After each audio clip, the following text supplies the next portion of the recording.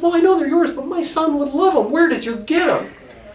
I no, ma'am, these are my arms. And she goes, no, no, no. I mean, she goes, I know they're yours. My son would love them, though, for next year. You have to tell me, what.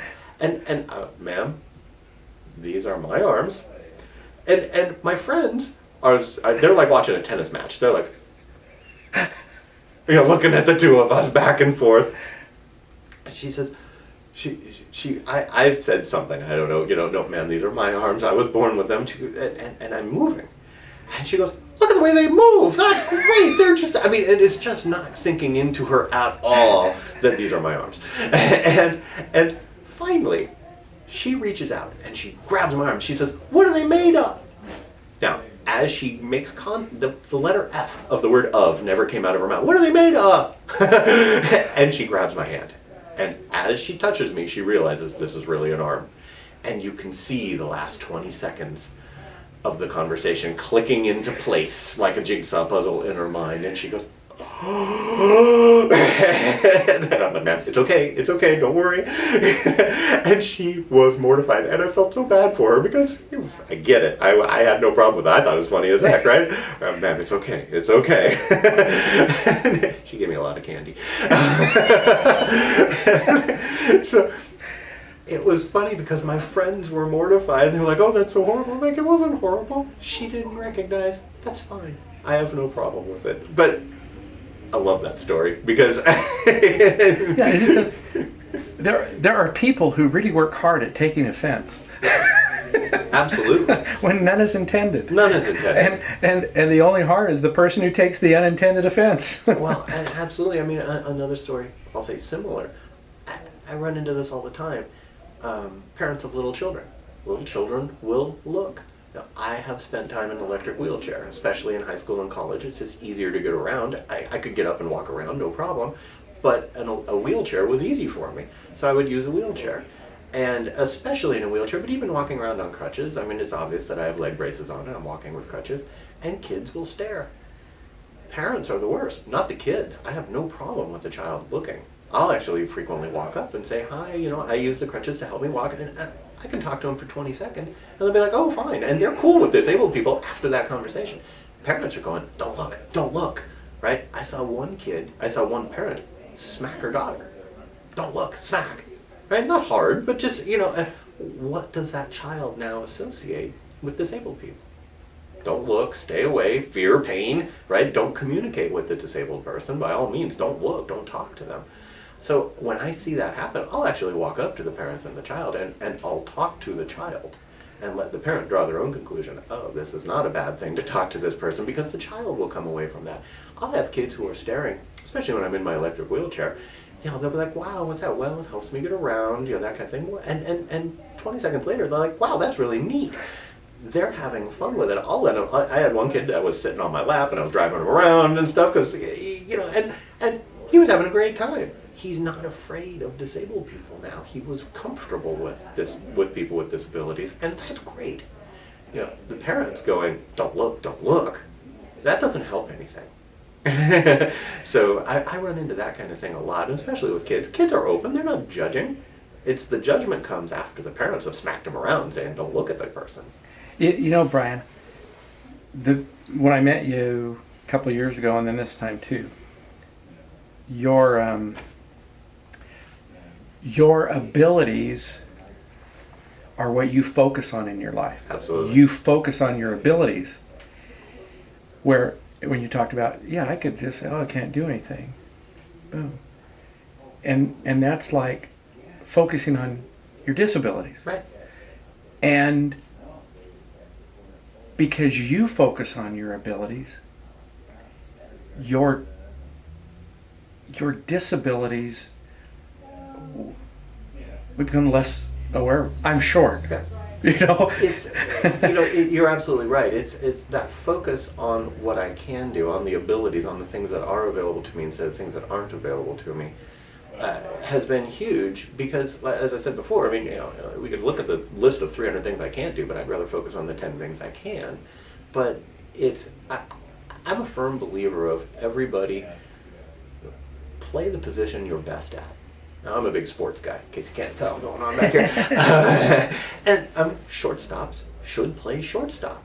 Don't put your shortstop out there on the mound. He's probably not a very good pitcher. Now, in the young ages, the shortstop is the best athlete on the team, and they put him at pitcher. And but when you're a pro athlete, Jose Canseco, big power hitting outfielder, put him out on the mound. First of all, he was horrible, and second, he got hurt and wasn't able to play after that. Right?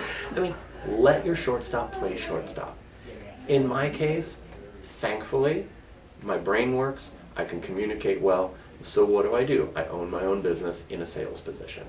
Right? I mean, in essence, I mean, we're financial services. We do insurance and that kind of thing, and financial planning. But ultimately, it's a sales position. And because my brain works and I can speak well, so that's focusing on my strengths.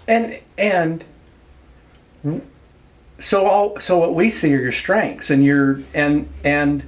the uniqueness or the differentness. Okay, it fades away, and the difference. I mean, the disabilities and the differences and the uniqueness, they fade away. They're still there. It's interesting. Say that again. I moved the camera, but that's a good comment to put in. I don't remember. The differences, the uniqueness. Yeah, the differences and the uniqueness. Sorry, guys. Okay. The differences and the uniqueness, they may fade away, but they're still there. It's interesting because when I was in college, I did a lot of public speaking about disability. So over 4 years in college at UC Irvine, I did over 65 panel discussions about disabilities. And a few times it was just me, but usually I would put together a panel, say with a blind person and maybe somebody with an invisible disability like dyslexia or arthritis. And so a number of different perspectives. And we would go into classes where a talk about disability was pertinent to the class, a psychology class or sociology class. And one thing that frequently came up in those meetings when people were really comfortable with us was somebody later on in the class after an hour, when they were comfortable with us and we were comfortable with them, they would say to me, it's really great that all of your problems are out there and physical and obvious. And I would respond to them, I would say, that's nice that you think that. I love the sentiment. It means you're really comfortable with us. But please understand, I don't automatically get A's in classes. Women don't throw themselves at my feet. My bills don't pay themselves. I can't go up a flight of steps. I have all those problems, I have all the problems that anybody else has. Oh, by the way, it's hard for me to walk. In addition to that, and I can't use my hands, right? So I got a full complement of problems. I'm not so Pollyanna that I'm going to ignore the fact that I have problems. I got problems galore. And I just don't choose to focus there. Would it have been nice to be able to, dance and, all those types of things? Sure, absolutely. A question that frequently came up was, if you could not be disabled, would you? And it was funny, I was really actually kind of surprised because there were other people on those panel discussions who would say, no, I would stay disabled because I am who I am because of the disability. I can tell you that's not my answer. My answer was, hell yes, right away, right now. And then the question would come up, well, what if it was 50% you weren't disabled, 50% you would die? Like, no, then I wouldn't risk it. But at some level, 90-10, 95, I don't know where that level is, but at some point, you bet. Would I rather be disabled or not? Absolutely, I'd rather not be. But I am. So that's the reality that I deal with. And it's really interesting because as we're starting to see things like the advance of robotics and like 3D printing, I'm seeing things on the news where they're reprinting people's ears and things like that. And that's new, that's just started. Where's that going to be 10 years from now? I don't know, but I'm really interested to see where it goes. Could they put proper knee joints or elbow joints in me? We looked at that when I was a child back in the 70s, right? Technology's come a long way in the last 35, 40 years. Could something be fixed? I'm not going to take a risk to fix it, but if I could get it fixed, you bet. Now, having said that, it's not horrible that I am disabled. I just wish I wasn't. Can I interject something? Yeah. The other thing is also that I believe is that you maximize the talents you have. Yes. More so than maybe some people with a lot more. That take their talents for granted. Absolutely. Right. Absolutely. Yeah, absolutely. I'm definitely trying not to take the talent for granted. I want to maximize what I have. I need to. Frankly, as somebody with a disability, it's expensive to be me. I figured out one year, and this was back in the late 80s when I was in college, I figured out it cost me $25. Excuse me, $25. I wish $25,000 to be where anyone else was when they earned nothing. I need someone to help get me dressed in the morning. I need someone to feed me. I mean, I can feed myself, but I got to go face first into a plate of food. It's a mess. So I have to have a lot of help that other people don't. And that was back in the late 80s that was 25,000. I guarantee you now it's a much higher number. Thankfully, I mean, I live with my mom, or my mom lives with me. Who lives with who? She can make me feel embarrassed about things, but I pay for everything. And we live with each other. But she helps me out with everything, and thank God.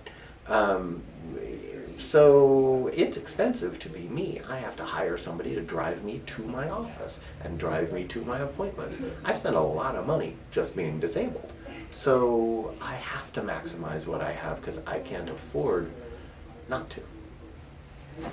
Right. Anyway, You know,